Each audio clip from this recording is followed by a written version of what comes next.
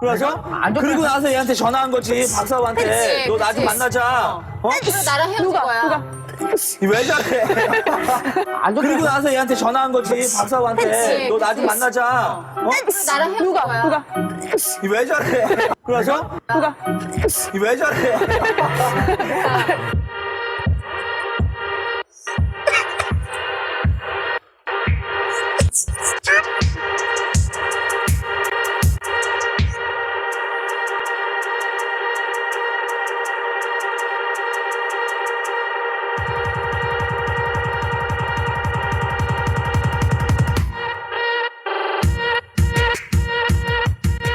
Buenos nachos, amigos, and welcome to another fantastic episode of Hallyujuku. I am Petey Rave, your man with no plan.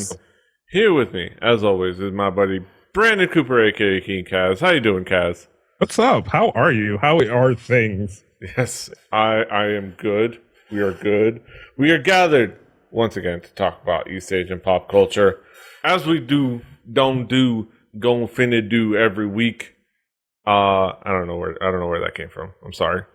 I think that was cultural appropriation. I don't know if that counts as that. Who cares? Here we're going to talk about, as of course, but if I can make words come together, how is it me that's unable to make the words come together? Because I'm the one who doesn't have to say them on this show, so Yes. just gonna watch you struggle. Yeah.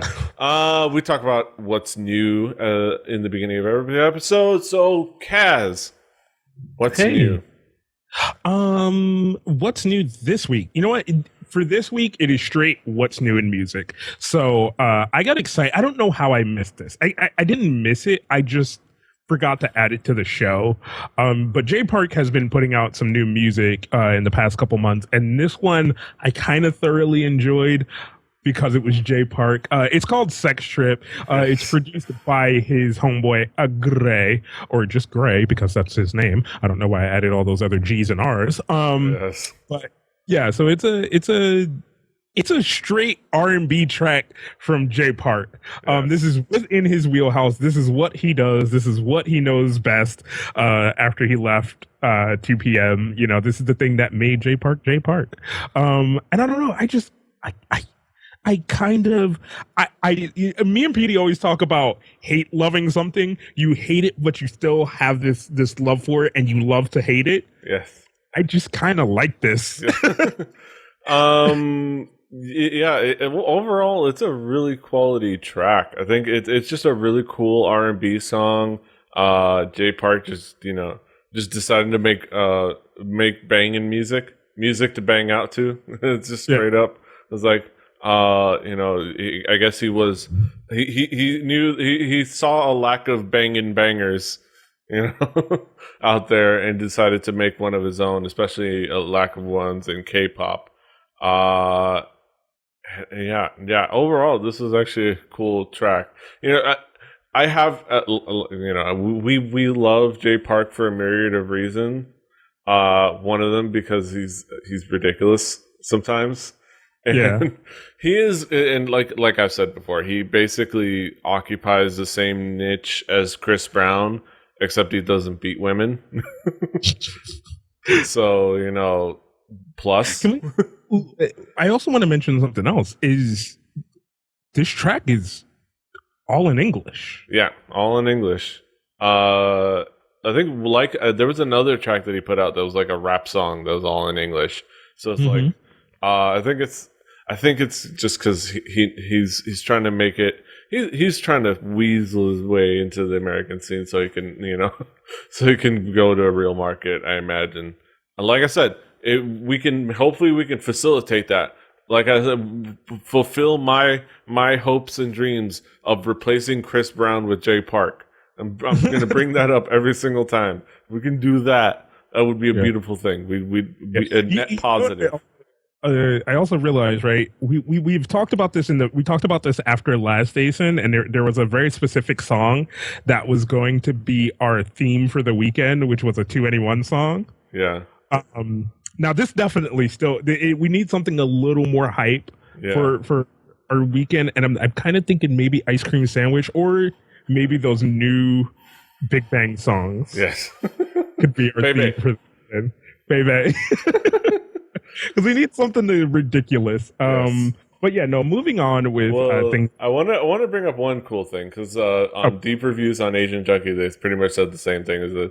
He says I was expecting to hate Sex Trip, but Jay Park's sex songs have come a long way, and this is legit to me. Music video sort of dumb, but the girl's hot. Reverse pearl necklace. But the best part was the first comment, which was, "What's Sex Trip he talking about when he looks like he can't find the clitoris?" That's rude. I'm pretty sure he knows where it is. Maybe. I'm going to assume he knows where it is. Yeah. I'm going to make a hard assumption that Jay Park knows where the clit is. Yeah, maybe. Well, we'll see. We can't prove otherwise. No. All right, but moving on. Yes. Moving on to another solo comeback. Yeah. Oh my God! Please help me with her name. Hyosung. Hyosung. Into You. I didn't think I was good. This is another song. Didn't think I was gonna like it. Kind of thought it was gonna be rather meh. And I ended up really, really enjoying it. I enjoyed the choreography. I enjoyed the video. I enjoyed her singing. I enjoyed the song just overall. And if you don't know, she's from Secret, yes. I'm fucking looking at it in the fucking YouTube description, and the words wouldn't come out. So you're not the only one suffering this week. But no. Yeah, she's one of she's like the lead in Secret. But this was really enjoyable. Like I did not think I was gonna have this much fun with this song, but holy shit, it's just really fun and really good. And I love her voice. Like, I don't think I've ever heard her solo or ever paid attention to anything else that was of her solo. But this kind of caught my attention, and I was like, all right, you know what? I'll check it out. And the preview is what caught my attention. If you don't know, there's always kind of the Korean music scene is really, and the Japanese music scene as well. Kind of just that Asian music scene is still really big on the teaser of videos and the teaser of songs. Yeah. So I looked at the teaser for this, and I was kind of interested to hear what the rest of the song was going to sound like. And I don't know, it kind of met the medium expectation that I had for it. So it went up and over that. So now it's like, holy crap! I'm holding it at a little bit of a higher regard than what I started. But I don't know. I kind of think I really do enjoy this. I'm going to listen to it a few more times, of course. I've only listened to it maybe 2 or 3 times now. Yes. But even in those 2 or 3 times, I have enjoyed it every single time I've listened to it. She is certainly very attractive. Yes, she's got some good proportions going for her. Yeah, and this song is interesting. I don't know. I want to give it a couple more listens to because it hasn't really quite hooked me. Yeah, but the visuals are certainly on point. Yeah. Her previous song, her debut song, "Good Night Kiss," was pretty nice. And I don't know if this ranks up. Oh, okay. I don't know if this ranks up there with it, but I don't know. I gotta give it a couple more listens to. Yeah, that happens to me a lot, where I kind of enjoy something the first time through and I'm not sure about it, and then I listen to it a couple more times and I'm like, you know what? No, I really, really enjoy this song. This song is really freaking good. So yeah. But yeah, moving on. The Queen is back. God damn it, you beat me to it. No, the Queen is back. She put out 2 songs. So they kind of go hand in hand. So the first one is "Who Are You?" Featuring, and if you don't know who the Queen is, it's motherfucking Boa. And if you didn't know that, you need to fucking you need to leave. But yeah, no. So Boa has put out some new releases. And I don't know, man. "Who Are You?" I still got to listen to it a few more times. I still got to kind of feel it out. But I enjoy it somewhere in there. Yeah, somewhere in there. But I don't know. I enjoyed it overall, and I kind of like the video. The video's pretty cool. That fucking promotion for Line in there, though. Yes. Product placement, yo. Samsung, that prominent Samsung phone, Line. SM. You know, this is how you pay for music videos. Let's be honest. They talked about it on that. Why doesn't MTV play music videos anymore? That video if that I use as a weapon to anybody that complains about MTV not playing music videos.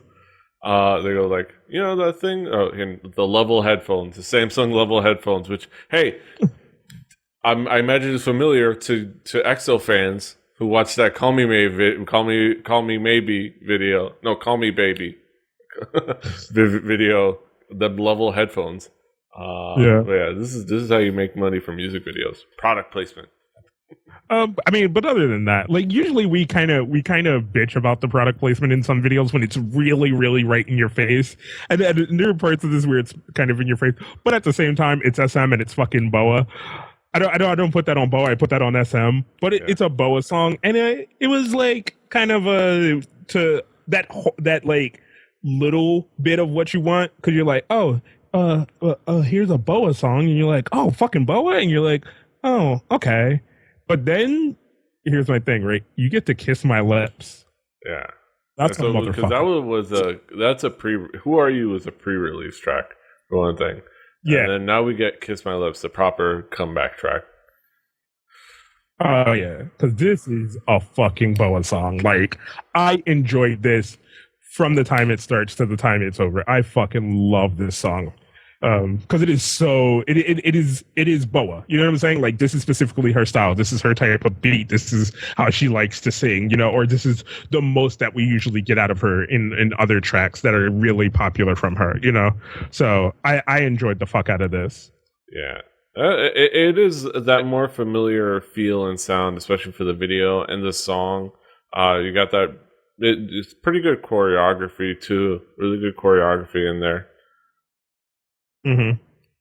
Yeah, I mean, I enjoyed a lot of this, you know, and I love that fucking BoA is still goddamn hot. Like, BoA is still fucking lovely. Like, she is still a looker, and she can still dance. It's crazy because she's 28, so she's like not that old. It's just she's been around forever.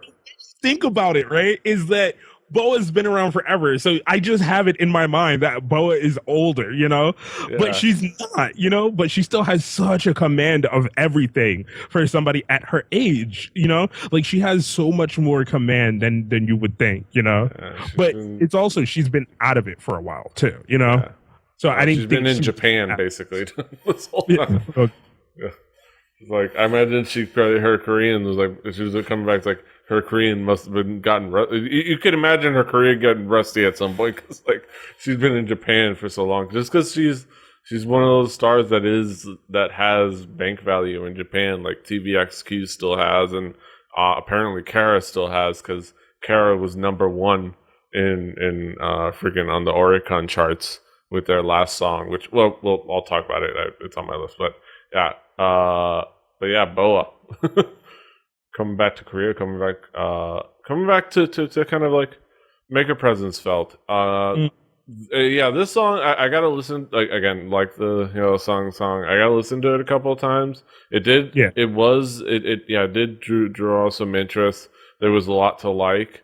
And the song is cool. I want to see if I don't know if it had a punch for me, like I've heard from other BoA songs, but again, I've only listened to it. Also, it looks like there's one dance move where she looks like she's fanning away a fart.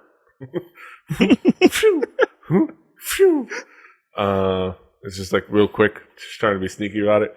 It was like, I wonder that could have been a hilarious moment if she just like incorporated it into her dance accidentally, and she's like, "Wait, what was that? What was that move that you did there with your hands?" Like, nothing. It was just kind of an improv thing. Yeah. It was like, I like that. Let's incorporate it in the dance. Put that. But yeah, it's a cool video. It's a cool song. But yeah, speaking of headlining God acts of amazing epicness, that's a fun way to put it. We have a new track and a new video from BABYMETAL. We talked about before on the show about how BABYMETAL have signed with Sony, if I remember correctly, here in the States. Signed to do with them and are kind of having a global expansion. They're going to release their self-titled album here in the States properly, like as an actual CD and whatnot, with a new track, with actually 2 new tracks. One of which we got a live music video for, which is Road of Resistance. This was the track that the band behind BABYMETAL worked with the fellas from Dragon Force on.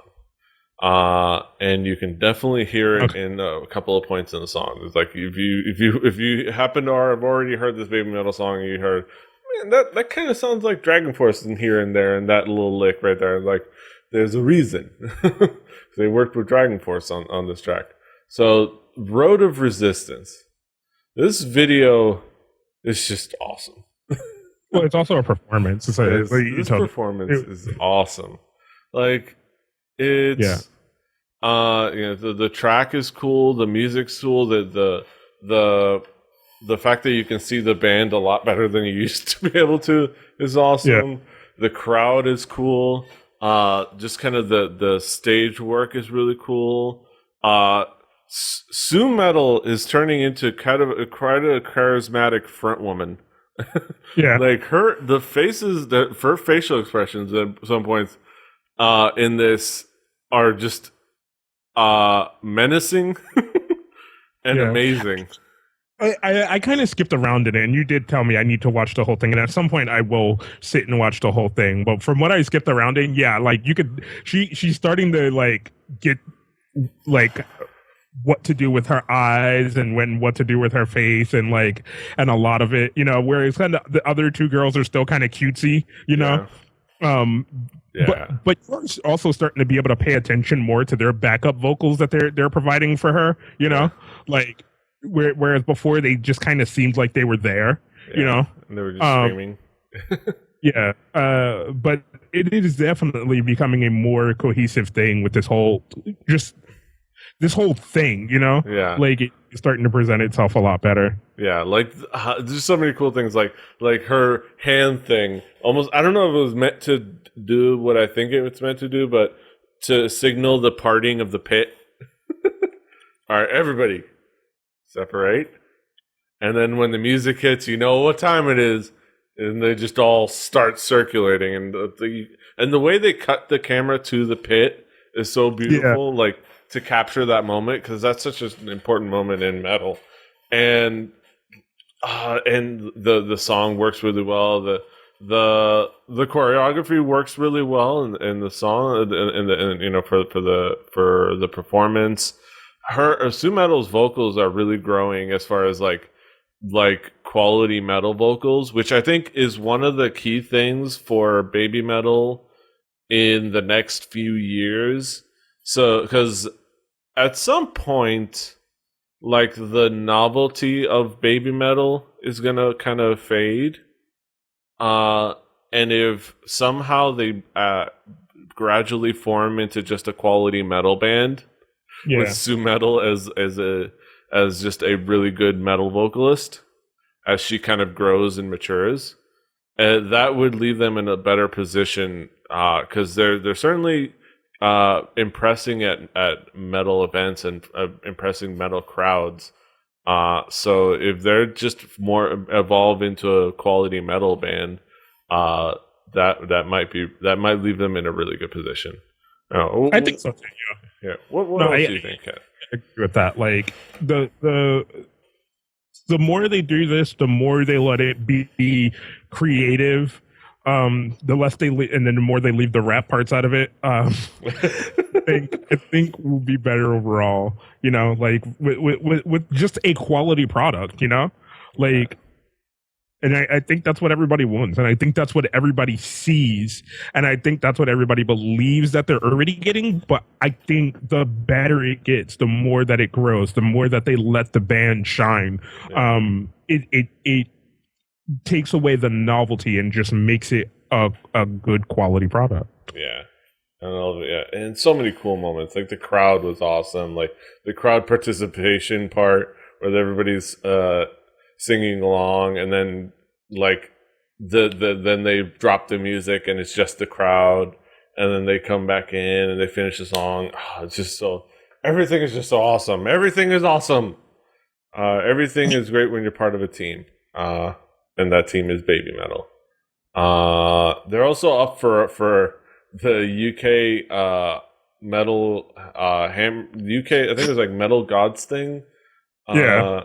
It's like, and it's an online poll, so they're gonna win, which is gonna be awesome. It's for one award. It's breakthrough artist, and they've certainly broken through, and they're gonna win. So it's gonna be awesome for two things: Baby Metal getting a really cool award, because actually, I think the Metal Hammer Gods or whatever, something like that, and two. We get to taste the salty tears of butthurt metal fans. Yeah. Just drink them salty tears. So beautiful. All right. But moving on to more fun stuff. Another cool comeback of the group by the name of Bestie.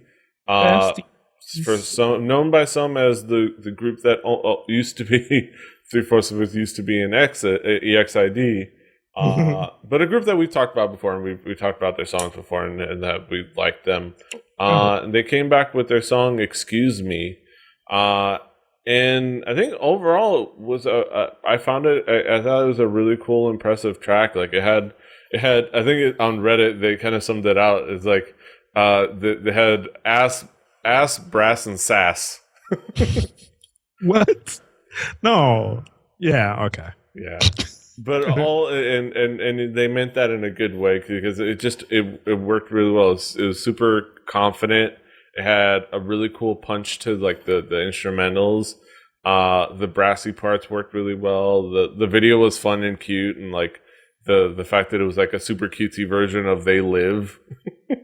But because there's the glasses, the glasses get to see the people's true intentions. So it's basically like, except that they saw a whole what the guy's true intentions, which was they wanted that as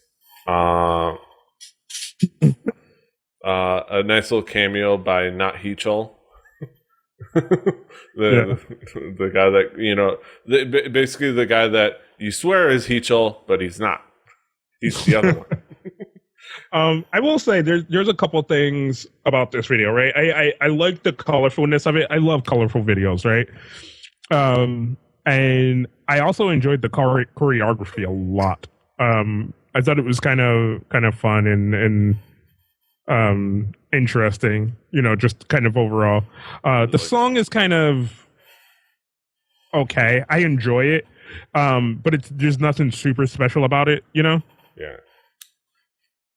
Yeah, I think I definitely enjoyed it. I've enjoyed it a couple. I've listened to it a couple times, and I've enjoyed it more and more.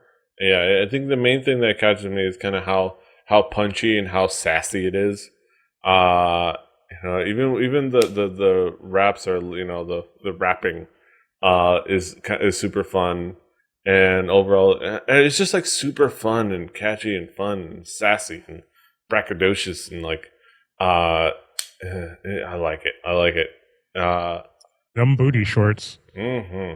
I don't know how I feel about the bras on the outside of white t-shirts, but you pick your battles. The stylist. You pick your battles with the stylist. But it's cute. Most of the outfits were cute. And they were lovely. And then all right. And a nice twist at the end. Yeah, they were lovely. And Hyeyun was adorable as always. But yeah, Bestie, good job, Bestie. Hoping for good things from them. And last but not least, well, for my picks, and we have another song that as a follow up, but last but not least, we have. I wanted to bring up the attention because I wanted to include this because I hadn't gotten a chance to check it out. It came out a little while ago. But Kara's Japanese release, Summer Magic or Summerjik, I'd finally got a chance to check it out, and it's actually a really good song, and it was really well made, and it kind of is true to form of like Kara's Japanese version, the Japanese style, and it is a really quality track, a fun, cute video that kind of just it fits exactly with the song. I do agree with like the comment on Asian Junkie where they talked about how it's always funny how Youngji and Seungyeon, one of the established members, have to make sure that each one of them has bangs and the other one doesn't, because basically they look like clones. One of them being the smaller version of the other one. And I think actually I have a better analogy, which was on the Asian Junkie article where they showed them as the two hamsters, I think from Hamtaro. With the slightly bigger one and the smaller one. And then they put a picture of them. Oh my god. Alright. And actually it's kind of pretty accurate. But yeah. Overall it's a really quality track. I don't know. Well, what did you think, guys? I've kind of gotten away from Japanese pop because it started to all kind of sound the same. Yeah. This sounds like Japanese pop. Yeah. There's a weird, like, fucking EDM thing in the beginning that threw me off. But other than that, I liked it overall, but it's not something I want to listen to a bunch more times. But I don't know. I like Kara.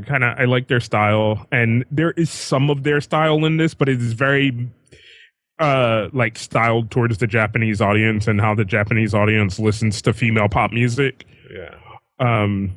Which I never hold against anybody. It's kind of when you do this, it's the reason there's Japanese releases and there's Korean releases and all that other stuff, because you gotta play to your audience. So I don't blame them for playing to their audience. I know in the past I kind of have gotten on people for not sticking to the style that I know them for, but they're playing to the audience that is listening to them. Yeah. So having that in mind now and thinking about that, like, yeah, I can enjoy this, but I'd rather wait till they're doing their Korean releases again because I love that sound from them more.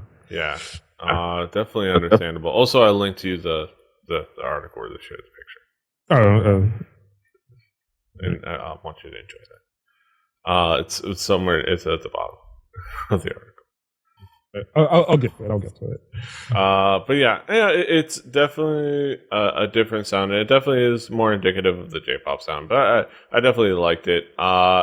Some Kara. I'm looking forward. Yeah, I am like you, looking forward to the next release because overall, Mamma Mia was a really cool banger, and I'm glad to have gotten a chance to listen to it. I'm glad they're doing well, especially with actually like I said before, they're succeeding. They were number one on the Oricon charts. With this track, and they're doing well now with Youngji in there as a foursome, and that's overall that's good things for Kara, and I'm happy for that. Last but not least, I wanted to do a follow up. They finally released the full version of Elsie, aka Eunjung of T-ara, the worst kept secret in K-pop. Who is Elsie? We all know. Damn it! Like we know. No need to keep that a secret. But they released a full version of the original version of I'm Good. Nothing special to say about it. It's basically the same as the one before, except you get to see Eunjung dance, and that's really cool. because she is lovely and she dances really well, and you get to see her act in the video rather than some random trainee. So that's good. It's odd seeing her with this long of hair. If you follow T-ara, she's usually the one with like the super short hair, the tomboyish one. T-ara. So seeing her with this long of hair is interesting. But yeah, overall, it's still the same video, but just worth noting that they finally gave up the ghost and said, "Oh yeah, it's Injun." Yeah, but it's just kind of it's almost like a weird palette swap. Yeah, Yeah, you're just this yeah. other girl in here, and now you have the person who's actually singing in here. So you're just like, what? Oh, okay. So yeah. I mean, we had our thoughts on this last week. I know we put this on. We had this song in here. Yeah, we had our thoughts on it last week or something like that. So we pretty much did that. But that's it. I think that's it for the music. So we're gonna go over to our headlines. So join us, won't you?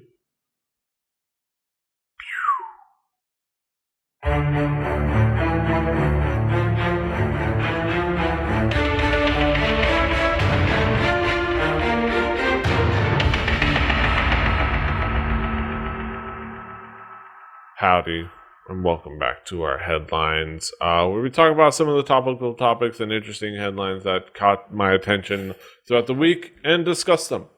So let's get down to it.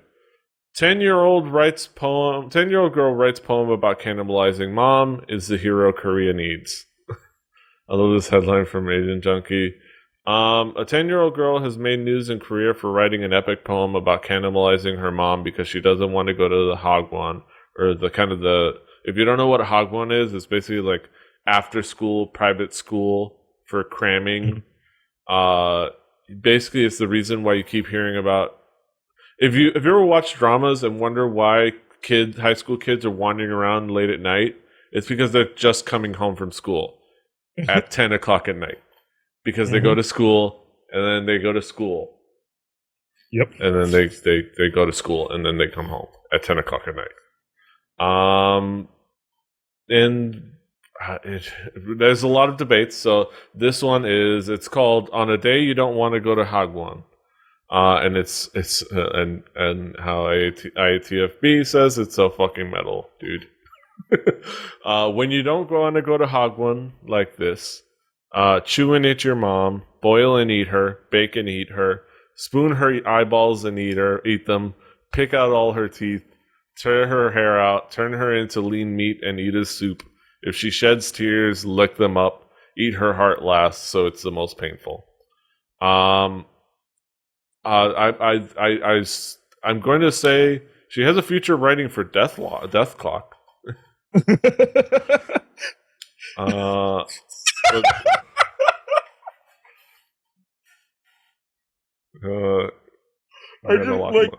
I was thinking about. I was like, as soon as you said it's so fucking metal, I was like, man, these are some metal ass lyrics. Like, and then I was like, where would this fit? Because there's not really metal groups that do a lot of lyrics like this that I know of. And I thought Metalocalypse as soon as you said it. Yes. I was like, oh my god, this would so be like boiler and eater maker. I can't do it. I'll do it later. Not right now. Of course, it rhymes a little bit better. It rhymes a lot better in Korean, mainly because it all ends in mogo, or eat, and it's kind of a beautiful thing. People were pissed in Korea, but initially the publication company held firm. We would not have published this if it had been written by an adult writer for children. Because it's a book in which young children write their own stories, we printed without modifications. We respected the writer's intentions and judged that it had to be secured as art. Before we published it, we did say that readers might misunderstand the content in this poem, but the writer, Miss Lee, was very upset about this. We did not apply modifications even a little to any of the work loaded onto this collection of poems, and the poems in here are frightening. but we are viewing them as art. Just as how the writing is in the field of the writer, we judge and respect it that the drawing was in the field of the artist. Once the book leaves the writer, it's in the hand of the reader, and we know that we could get criticism from the readers. However, we also believe that people can see this and discover a sad self-portrait of this generation and can reflect on the wrong education of the young children. Seeing it as an expression of frustration or critique of the system is exactly how I saw this, or exactly how IATFB puts it. Naturally, though, people are even more pissed that the company was backing this little girl ripping at shitty parents and shitty schooling, and the publisher eventually caved. Despite this statement, the publishing company later posted a letter of apology on the homepage and blog stating that they received many complaints and rebukes from people concerned that this book would have a negative influence on the children. Saying they would accommodate such complaints and rebukes, the company had decided to recall all of the books and discard them. The company promised to consider the influence of their books more and publish them with more caution from here on. One rep stated, after the holiday ends on May 6th, starting from early in the morning, we will retrieve the collections of poems. The ones posted online will also be taken down as quickly as possible. Particularly international netizens also think she's a serial killer and insane, and I suppose it's possible when she's actually mentally disturbed, but I'm more looking forward to this kid's future as the lead of a death metal band or on Unpretty Rap Star 11. God damn it. Yeah, ILTV. Yeah. But yeah, I think it's kind of super sad that the publisher caved, because I really liked their initial statement. Well, their initial statement is in their eyes, right? But then you take public opinion, right? Which is what American companies always do. They'll have their strong front in a meeting, and then they'll be like, hey, public opinion in middle America, and everybody will be like, oh no. and you back down. And I think what happened is they initially took the response as it's art. You can't we did our research. We know that it's art. We know that there's no ill intent really truly meant. And I think it should be left as that, and that is the proper response from, and I'm not even going to say the open-minded individual. I'm not even going to say anything like that, right? From a very liberal-minded individual, right? But you take, and I'm using America as kind of this standpoint because it's a lot more clearer where middle America is our point of contention for a lot of things here in the States. So you take the middle America conservative view of this, the kind of more religious back view of this, and this seems a lot more dangerous. This seems a lot more harmful. This seems like to them like, oh, there's something wrong with this child and we need to get this child's help. And the fact that you're promoting this is saying that this is okay and blah blah blah blah blah blah blah, even though they are very clearly saying we had those same thoughts, we did our background, and then we came to the realization that it's art, and it's her painting her frustrations with words. You know what I'm saying? Like if this was just a painting that was made, to get the same response. I think the tough part is that this kid, there is something going on, but the response is like, hide away this thing. We don't want her influencing other children. Instead of, well, what's wrong with us that we're making our kids feel this way? Like, what's wrong with what we're doing, instead of saying that is wrong and we must hide it and shun it and shame it? Which is, it's just frustrating. Like, because, I wrote shitty lyrics in middle school for brunch songs that I wanted to sing, and some of them were reflective of things, and some of them were not. And they were just shitty Pearl Jam lyrics, that I wrote my own versions of. So I don't know. I understand.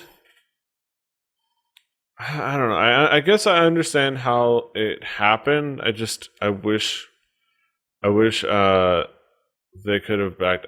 All I want is for them to think, instead of thinking instead of blaming her, thinking she's crazy or a serial killer or whatever.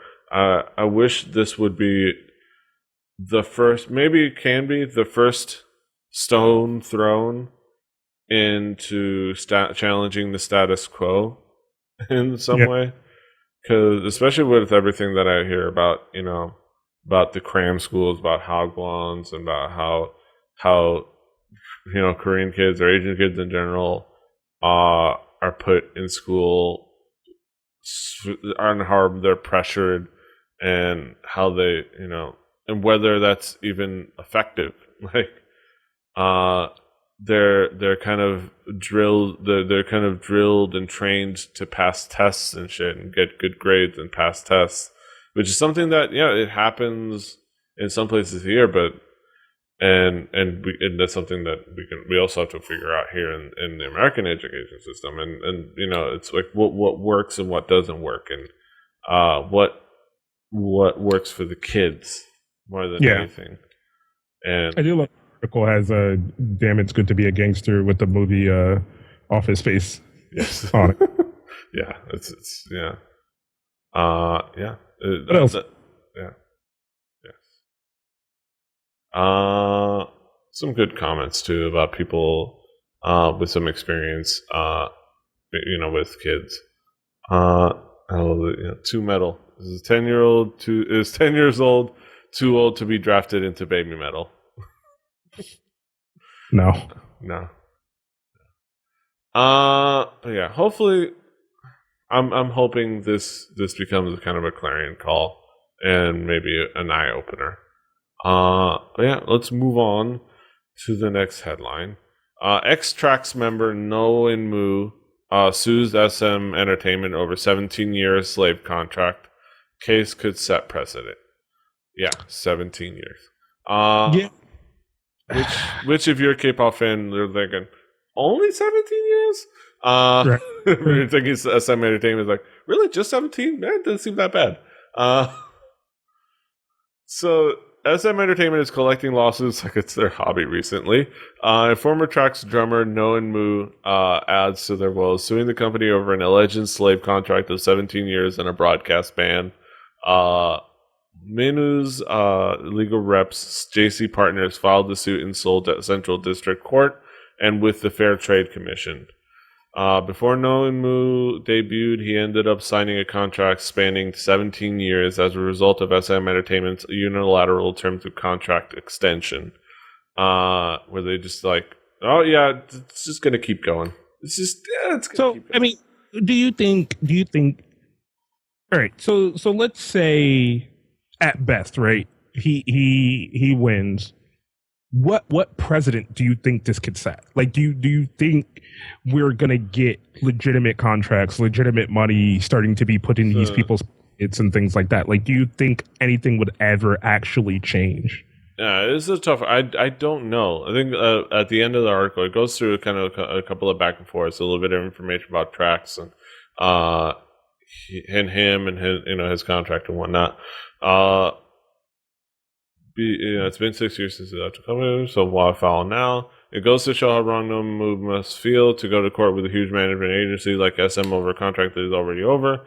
The development of this case will be something to see. Because, it's probably the blacklisting and whatnot. And at the end he says, I wonder if idols will be able to retroactively sue for the slave contracts they were under before JYJ helped change that law in Korea.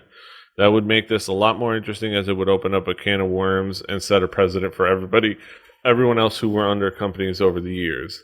Dun dun dun. I think the precedent may be the whole retroactively suing for past contracts. Maybe. The hard part is, of course, as always, as far as things like blacklisting.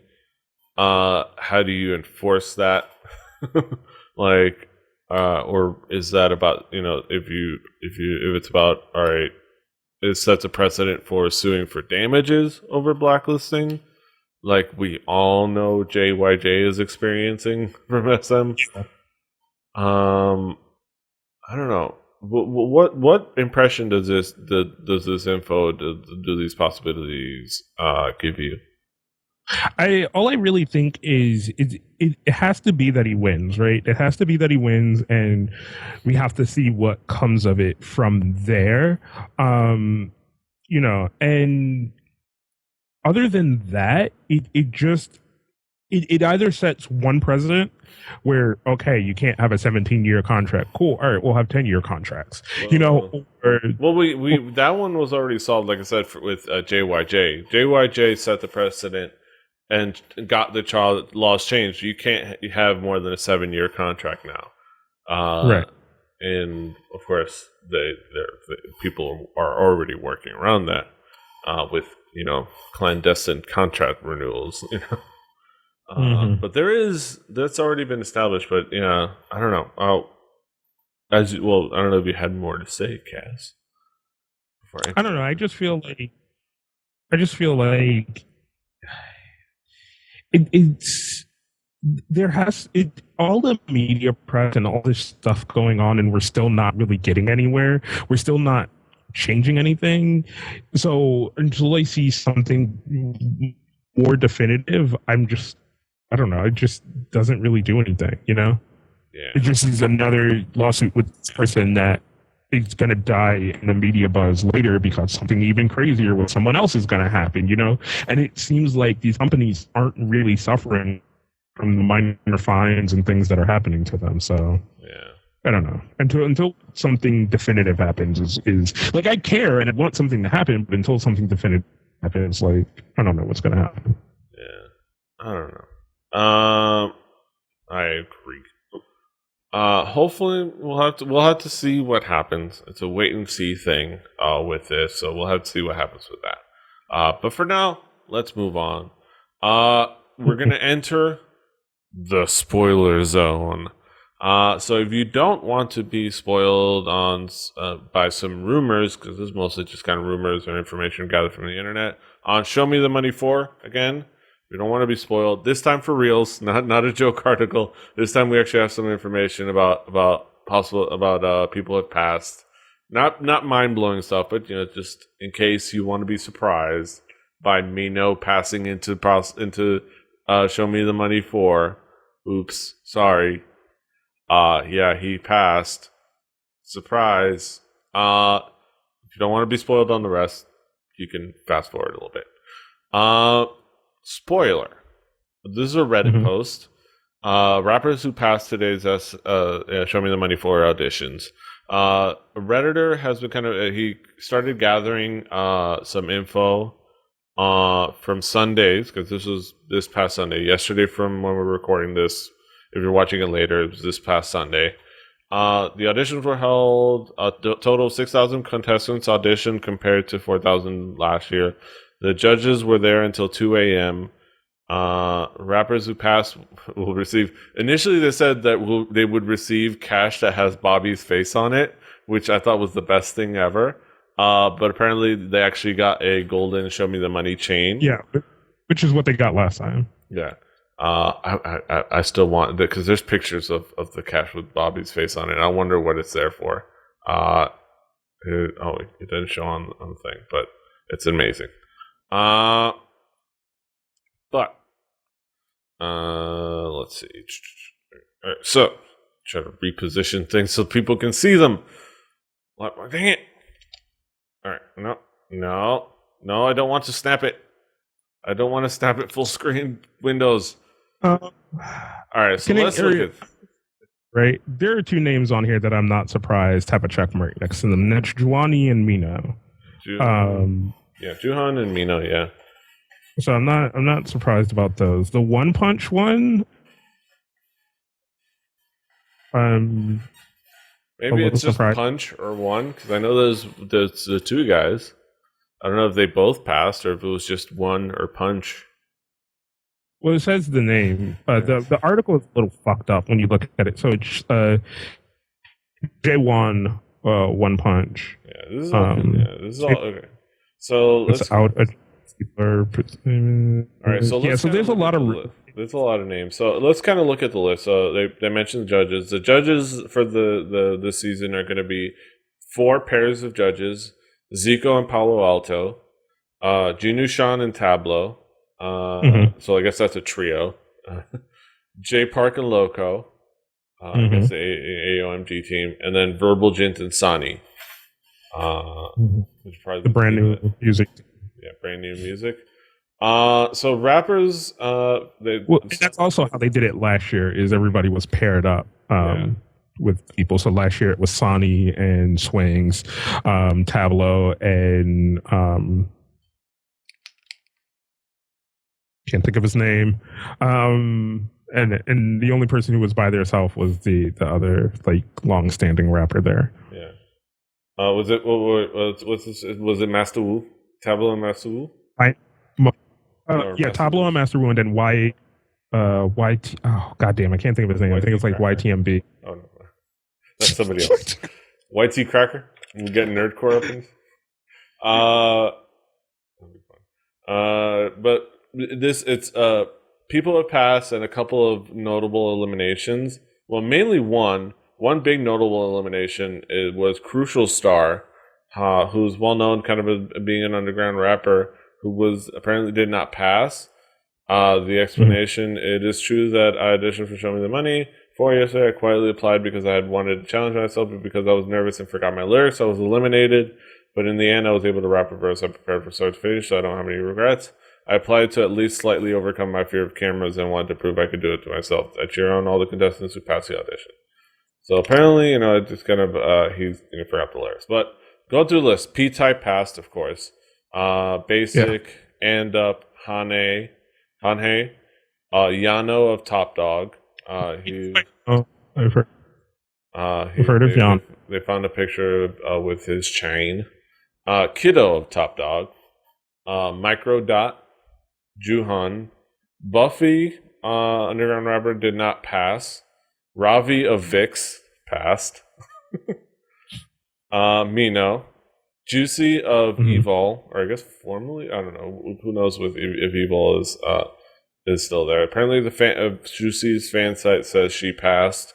Hopefully, Taewoon. The J1 of One Punch. Okay, now I know who's in One Punch. J1. Yeah, that part of the article is fucked up. Okay. Taewoon, who's I believe Zico's brother, apparently left without a chain. So they put a question mark because they doubt that he would be eliminated, but he left without a chain. But people are saying that it may be due to him hiding it to surprise viewers. So that's the one thing. J1 of One Punch. So one of One Punch. Lime of Hello Venus and her apple hips passed. Black Nut initially was said didn't pass, but passed. We'll get to him in a second. And Jun Sang-woo passed, apparently from the comments below. These aren't all the people that passed, I imagine. It's just what people, we're hearing words here and there. I'm going to keep saying Shotgun is supposed to be in here, even though he's not, but I don't give a fuck. I'm going to keep saying it until he is. Shotgun! He's throwing up the shops. Shotgun. You have something in here about this possible controversy with Black Nut. All right, first of all, apparently Zico eliminated someone who started their rap with 1, 2, 3, let's go. Loco was the only nice judge, which is interesting. Someone auditioned in an astronaut outfit, which I want to see. Sani rarely passes. Palo Alto is scary, apparently, according to somebody. Zico, J Park, and Junior Sean. There's an Insta vid of them. Dang it! I accidentally closed the tab. Black Nut forgot his lyrics, so let's get down to this. Black Nut drops his pants in front of Zico during his Show Me the Money audition. Is the best. Black Nut on Show Me the Money is going to be about as amazing as everyone thought. It's still only the audition process, but there are reports of him going crazy during the audition, grabbing Zico by the collar, spinning around while rapping, forgetting his lyrics, and then taking off his pants. Apparently he made it though, which is a no-brainer just for the lulz. On a related note, Black Nut is the same guy who wrote a tribute to Benzino. Yeah. And you can see the lyrics right there, which are hilarious. Yeah. It's on to Benzino, and he says Benzino a lot. Yes. Yes. What are your impressions with these tidbits and news and information on some of the rappers that have? There's a few more idols in there than I would presume there be. I'm not surprised by any of the girls he passed because the girls had a really strong showing in Show Me the Money 3 as well. They just didn't make it very deep. But I'm surprised by the idols, and I do want to see the auditions because the auditions were a really interesting factor last time into what the whole show was. Yes, especially Black Nut, who's apparently insane in the membrane. Insane in the brain, and I'm so looking forward to that. Any favorites so far, just on this list? Really, I'm gonna wait till I see how people perform before I start. I would think P-Type's going to be really strong. Mino's going to be really strong. Of course, I think Juani, because we've gotten to see him kind of do this already, is going to perform rather well. But I don't know how far he's going to make it on that. I think he's going to make it at least to the performance thing where you have to kind of work on and make up a performance. I think he'll make it that deep. But I think there is where we'll see his strengths or weaknesses. Yeah. So we'll have to look forward to that. Yes. Also, how much are you looking forward to the insanity that is Black Nut? I'm not sure because there was a lot of, you still have to watch Show Me the Money 3, right? Because there's still a lot of crazy motherfucking people who tried a lot of different tactics in the auditions, and it was just kind of one gimmick. And I think depending on the situation, you may come across somebody like Iron, right? Iron came in and he was just really weird kid and he seemed really weird, but he had a really interesting flow. But the more and more he went into that show, the deeper he got, the more settled in he got, the more he started to show actual skill. And I think that's what people really appreciated later on and down the line. The funny thing is, I think from what I hear, Black Nut just is this crazy. From everything we've seen people saying. So we'll have to see. I look forward to that. Show Me the Money 4. We will talk about it. I'm going to try to make sure that I'm going to catch on Show Me the Money 3, and we'll talk about Show Me the Money 4. I don't know if every episode, but we'll try to keep track of it on a fairly regular basis. But yeah, last article, just because I thought this was kind of cute and hilarious. Are you too chicken to eat a chicken and comb? Chicken legs, drumsticks, wings, breasts, feet, and now the comb? What will they think of next? Letting no part go to waste. The latest food trend that people are crowing about. Get it? Crowing. About is the chicken's comb or cockscomb or crest, the red mohawk. Yeah. If you know the little red mohawky thing. But are you too chicken to try it? All right, here's my thing. I've never been this close to a chicken to know that thing was meaty. I always thought it was feathers. Yeah. No, yeah, it's kind of like this fleshy, meaty thing that's just there. Okay, the more you know. Letting you know, some adventurous eaters out there claim it's surprisingly tasty. It's quite spectacle. I'm quite skeptical as to whether it's just plain awful or awfully good. Right. But let's have the pun. This article is nice and punny. All right, check out these creative variations of chicken comb being served around Japan. Seasoned with salt and grilled yakitori style. Okay, that sounds pretty good. Perhaps chicken comb a little fancy, say as a ragu. I don't know about that. Just chicken crest slider or burger. That one just looks weird. And then sashimi style with a side of wasabi. I don't know about that. I'd have to try it cooked first before I'd be down for some sashimi styled with it. Is it still cooked in the sashimi style? I'm gonna say I don't know. I think these are just pictures. The possibilities really do seem endless. I don't know. How eager are you to eat cockscomb? I don't know. I'm not super eager to try it, but I'll try it. At some point. I mean, I'm a pretty adventurous eater when it comes to some things. I kind of have this ideal of the things that I don't like, and I kind of know what I don't like. But I don't know. I'd try it. I also love the picture of the dog down here at the article, fucking gnawing at one of these things, just going at it. That little tiny ass dog is just like, gimme. Yeah. It's awesome. I don't know. Would you try this? Sure. I don't know what to expect though. It's just one of those, like, you just don't know what to expect. It's like I think the weird thing. I think a big reason why we never think to eat the comb is that I think in America we have such gigantic chicken. Yeah. That we can't there's no shortage. We just can't get we just never get to it. There's the breast. There's the thigh. This probably has to be a thing in the South, right? Because they eat chicken feet. So I'm pretty sure somewhere in Southern America, people probably have done this before. Maybe we're gonna have to. I don't live in the South, despite how South I am. The South is north of me, so. I'd have to drive north and go to the south in order to ask around to some of our like southern friends and see if it's a thing.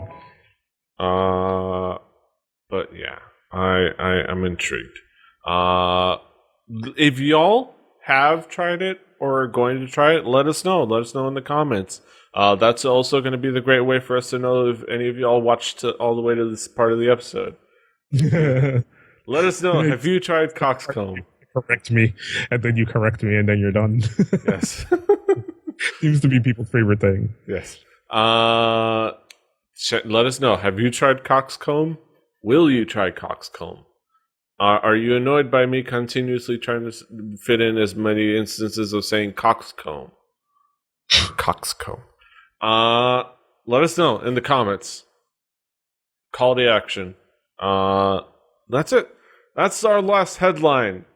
Yay! That's it for another fantastic episode of Hallyujuku. Kaz. Yay! What is going on in your world? The big thing that I am gonna keep talking about forever and always right now is I need everybody to go out and pay attention and check out DKGS. You can go over to youtube.com/it T2T2 ITS T2T2 and check out the episodes that are up there right now. We're in the process of writing our next episode, which I guess this episode of Hallyujuku will come out before that. So it is our comic book themed episode. Just a lot of there's actually been a lot of praise, and I'm so grateful for that. But the thing I need is contestants. But there seem to be a lot of people who are interested and interestedly scared to come on and take the challenge of the trivia that we come up with for DKGS. And it is a lovely, fun show. So please, please, please, please check it out. I want to be a contestant. Yeah. I think I have an idea for a music trivia one. So that would be fun. We can have all the record breakers. Just have challenge the record breakers, all four of us. Yeah, we'll see how that goes. Yes, but yeah, DKGS, youtube.com/it's T2T2. Go check that out. But of course, that being said, he's at about.me/KingKaz. KingKaz on Twitter, KingKaz everywhere. I'm PD Rave everywhere, about.me/PD Rave. The show is Hallyujuku, Hallyujuku.com, kpoppodcast.com if you want to share with friends. Rebelli.net for this and other shows. Well, didn't I tell you? Don't you know? Check us out check out iTunes, Stitcher. We're gonna be at Asen tomorrow, so come say hi to us, wave, shake hands. Wash your hands before, because I don't want to get sick. Fuck that. That's it. Share, like, subscribe, do things. Keep an eye out for videos and stuff from Mason. Until next time, hasta los Give it to huevos. me straight, Doctor.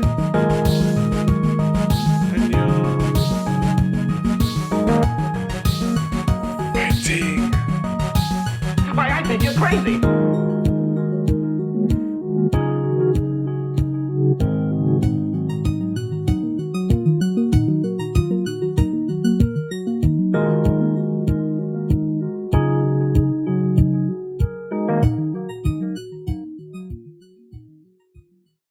Diamond Club hopes you have enjoyed this program.